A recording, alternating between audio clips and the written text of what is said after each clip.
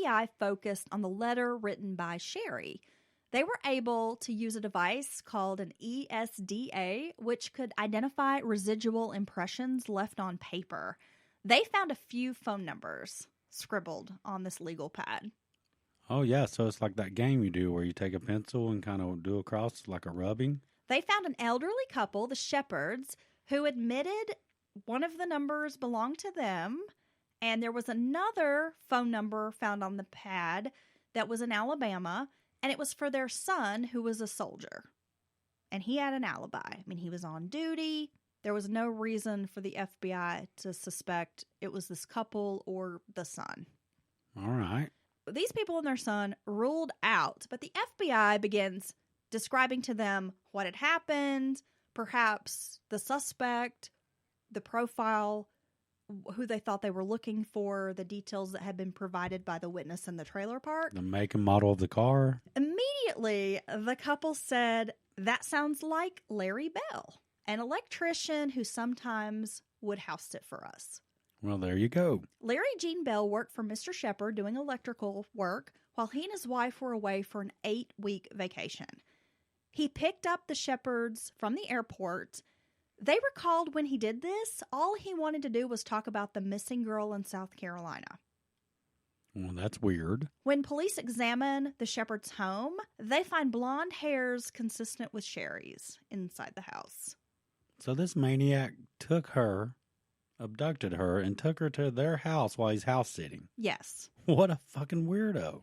A commemorative duck stamp was used to mail Shari's letter, and they happened to find those same stamps in Mr. Shepard's desk drawer. All right. Enough evidence was discovered to link Bell to both murders. When he was arrested, he made no fuss. He actually asked officers, "Is this about the 2 missing girls? He's so wrapped up in his own bullshit. Can I call my mama?" Oh, poor guy. During his interrogation, he said, "I don't think the Larry Gene Bell sitting here could have done this, but the bad Larry Gene Bell may have." Oh, so he's trying to act like there's 2 hymns? He admitted to doing nothing. He didn't confess to anything. Oh, is he like a low-rent Ted Bundy? Soon after his arrest, he hinted at knowing something about a missing Charlotte woman named Sandy Cornett. Cornett had met Bell at a party she was throwing for a friend. Bell lived near Cornett while he was working for Eastern Airlines. This was about 7 months before Shari was abducted. The woman vanished from her home, leaving behind keys, television on, and her purse. She was reportedly wearing a blue jogging suit, which was something she only wore around the house. People described her as like very put together kind of woman, and she was like a part-time model. So she never left the house looking raggedy. Oh, so she always had her makeup did? Yes. Hair right? Decked out, dressed Nice to the clothes. nines. Yes. Okay. So when she goes missing in this blue jogging suit, everybody said, yeah, that's not something she would do unless it was like an absolute emergency or someone had taken her. Right. This is not her. Sandy had been an insurance adjuster and, as I mentioned, a part-time model. Now, Larry Bell never gave any solid information about Sandy, and her body has never been found. So he just brought her up. He's just trying to grow his own legend. He's such an asshole. Bell was also the suspect, but never charged in 2 other cases out of Charlotte. So did it say if he brought those up, or are they just going to throw those on him? In 1975, a Wake Forest University graduate who spent time working in South America, and she had dreams of becoming a UN translator, was walking on Tyvola Road in Charlotte near her apartment. She goes missing. It was not until 2012, through DNA technology, that a match was made in her case. Her name was Priscilla Blevins. Now, a connection was made to bones that were discovered in 1985 off of mile marker 8, Interstate 40, in Haywood County. Oh, shit. Near the North Carolina-Tennessee line. That's by our house. It sure as fuck is. That's up the road, not very far at all. That's weird. Dental records confirm the identification. I mean, I guess sometimes people who are lost make their way home. Wow, what an interesting career path she had lined out for herself. Translator for the UN. I mean, that's interesting. Very accomplished young woman. Yeah, she must have been. And her sister, for years, pushed to find her. And when DNA started, like, becoming a thing, I mean, her sister was just on police and law enforcement, like, we need to do this. We need to find my sister. It's so interesting, Dylan, as you mentioned, this is incredibly close to our house. I mean, Yeah, we literally. live in Haywood County, North Carolina, I-40, that corridor. It is a known spot for dumping bodies. There has happened more than once over the There years. have been multiple bodies found. And body parts. Discarded off the roadside there on Interstate 40. Hands, feet. Yeah. One time it was I knew a officer who worked for the local police department years and years ago. They found an entire leg. Just a leg. Just a leg. Yeah, you got to figure that rest of that body's got to be around here somewhere. Yeah. Could you imagine that shit? Just finding a body part. If you have a blowout on your tire and, you end up on the side of the road and little Johnny's got to go over there and take a pee on by the tree there and there's a damn leg. It reminds me of the David Lynch film Blue Velvet. Yeah. When the guy finds the ear. Yeah. Just like hanging out. That would totally freak me out. It's like just chilling in the grass with like some bugs and worms on it. Yeah, that would freak me out so bad. Yeah. I think finding a body part might freak me out more than finding like the whole body. The body part would totally freak me out worse than the whole body. Yeah. Because I'd be like, where the hell's the rest of the body? I know. No, I could never stop thinking about that. Bell was a suspect in another unsolved case. Denise Porch was a property manager for an apartment building located on Tyvola Road in Charlotte. Denise was a newlywed who had just celebrated her first wedding anniversary with a beach trip.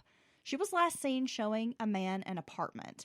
Now, it was noted he was driving a foreign vehicle, though there were no exact confirmations about what kind of vehicle that might have been. And this was shortly after Priscilla Blevins' disappearance, within a month.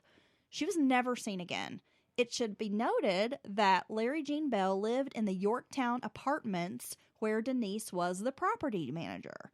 And though no real connection could ever be made to Porch, Bell was a prime suspect in her case as well. I did find an article online which claimed Bell had made comments that he had buried Porch's body in Cherokee County, North Carolina, which would be an interesting connection to the Priscilla Blevins case. It would show that he had discarded 2 of the victims in western North Carolina. Yeah, that would. That he might have some knowledge of this area. Well, I think this man has proven that no matter if he's trying to, make himself seem bigger and badder, he definitely is willing to go all the way with this sick stuff that he does. And I think you have to wonder or try to make a connection to him around any woman that disappears. Well, I think you also have to ask, is Shari the first victim? Right. I mean, around this time, in the mid to late 70s, is when he tried abducting the first victim, Dale, and then later the University of South Carolina student. Then you have these women all living in the same area, neighbors to Bell, essentially, that go missing, never found again. And I'm thinking, okay, well, did he abduct those women, murder them, discard their bodies, get rid of them? And then he was upset because he didn't get the glory. So the next time he decided he was going to contact the family. Well, it could be a big production. Could be his version of the BTK, or like Zodiac. He was totally like, people need to look at me. People need to talk about me. And he kept on and on. That's what got him caught, thank God, because he was so brutal. But yeah, you know what? This guy didn't learn his lesson in the beginning when he was practicing violence towards women. That's for sure. I'm sure that wouldn't have stopped him, but, maybe his ass could have went to jail for 5 or 6 years instead of getting probation and then not even serving all the damn probation. During the trial, Bell used the opportunity to make a sideshow of the courtroom. He played up this whole crazy man card, making off-the-wall statements like, he would just randomly say, Mona Lisa was a man. Oh, that's not even good. And would often answer questions with, silence is golden, my friend. That's not even like a good fake crazy. He also declared he was going to marry Shari's sister, Dawn Smith. His court-appointed psychiatrist claimed that Bell had smeared himself with excrement, claimed he was Jesus Christ, and drank his own urine. That don't mean shit. One doctor believed Bell suffered from paranoid schizophrenia, which had gotten worse with age. Prosecutors were quick to point out that Bell's behavior was merely a ploy to keep him from receiving the death penalty. Yeah, so there'd be no other issues in his life. Can't bring any loved ones on to say, yeah, he did this. There's no record of it. Well, he did have a relative, and I'm not quite sure if it was his mother or a sister, who described he had psychotic trances as a child. Yeah, I'm not even sure what that is. Exactly.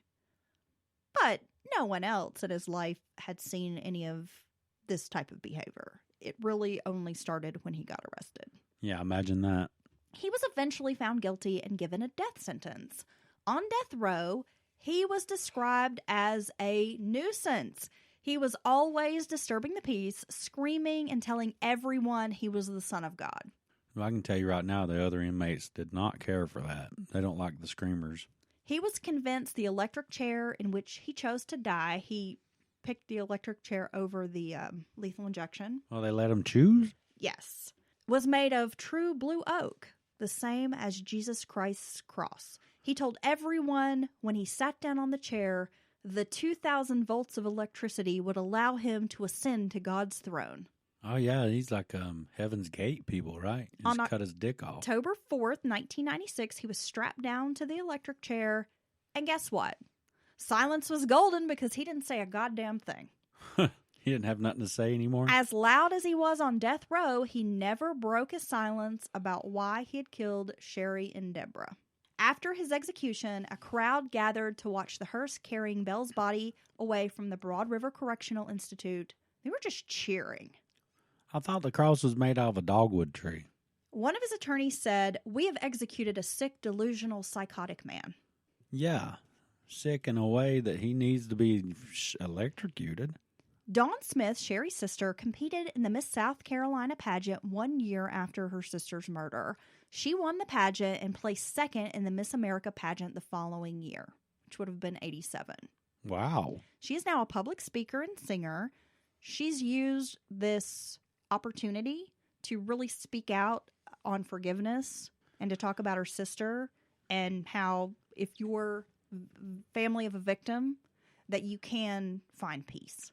Yeah, I can't speak on that. That works for her. No, I just won't say anything about it. I don't think I could go that same path. A lot of people really find her inspirational. But yeah, that's good. CBS made a television movie called Victim of Beauty, The Dawn Smith Story, which aired in 1991. There's also a Lifetime movie called Nightmare in Columbia County, which is actually how I discovered this case initially. I saw this made-for-TV Lifetime movie on this case years ago. Really? Yes. And it's always stuck out in my mind because of the sister who went on to compete in the beauty pageants. Yeah. Yeah. And there's a book, which I also used as a resource for this story, Murder in the Midlands, and another book called Carolina Crimes. What an asshole. Right? What's his full name again? Larry Gene Bell. Larry Gene Bell. He's got one of those asshole names. Why do serial killers all seemingly have these these three-part names? There's these kind of harmonic Larry names Gene Bell. it goes John together. Wayne Gacy. Yeah. I mean, have you noticed that there's a lot of those It's guys? true. Yeah. Well, you've reached the end of another Mountain Murders Appalachian True Crime Podcast episode number 80. You can connect with us at www.mountainmurderspodcast.com or sign up for our Patreon to access bonus content. Subscribe to our podcast on Apple and Google Play. You can also find us on Spotify. We on YouTube too, y'all. Until next time, stay safe.